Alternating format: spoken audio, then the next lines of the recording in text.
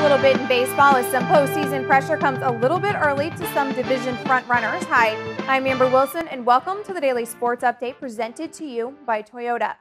Just a couple of weeks ago, it seemed that all the American League division races were all but decided, including the American League East, where the Red Sox held a 7-game lead with just 22 games to go.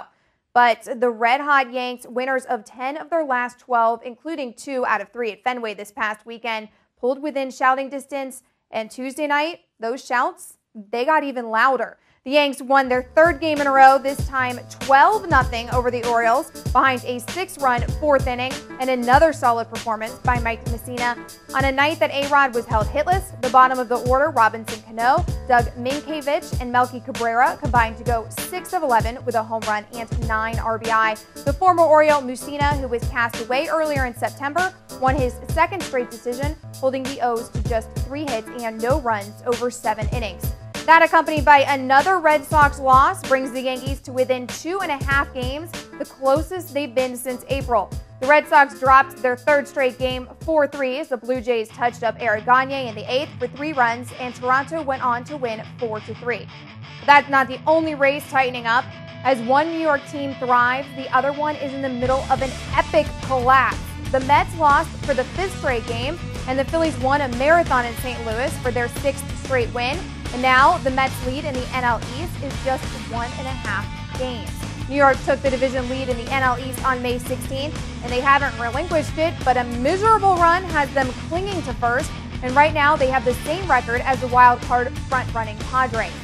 The Cubs and the Brewers continue their seesaw battle in the Central, which after a Cubs loss on Tuesday and a Brewers win, is now even once again. The division lead has changed 3 times over the last week and a half, with 3 more ties to go along with that. Isiah Thomas's tenure with the New York Knicks has been quite the rocky road, to say the least.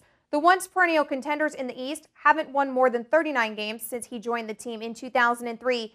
He's had 5 different coaches in 4 seasons, including himself presently, and Larry Brown, who was let go after 1 year and 23 wins. But the problems on the court have taken a back seat this week as Thomas finds himself in court as a former team executive, Anucha Brown-Sanders, sues the organization for $10 million in damages, accusing Thomas of harassment. Thomas denied calling her vulgar names, but that stance took a hit as video of his deposition played before the jury. White man calling a black female that, it's on with me too. I'm not tolerating that. I'm not accepting that. Would you find it also offensive for a black male to call a black woman a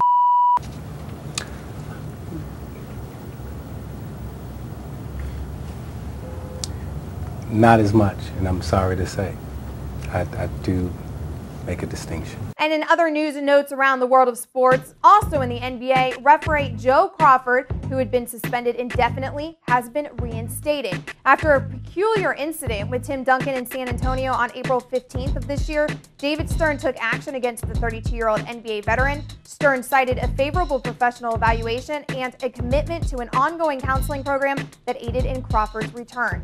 And in the NFL, Byron Leftwich and Tank Johnson have new homes. Byron Leftwich will join the 0-2 Falcons as they look for help at quarterback to fill the void left by Michael Vick. And Johnson, who was suspended by the league and then cut by the Bears, signed a 2-year contract with Dallas. The Bears and the Cowboys face off this Sunday night, but Tank still has to serve the rest of his 8-game suspension. And that'll do it for the Daily Sports Update presented to you by Toyota. Keep your mouths clicking right here at CBSSports.com for everything you need to know in the world of sports. And if you missed anything here today, stop, refresh, and rewatch. I'm Amber Wilson. Have a great day.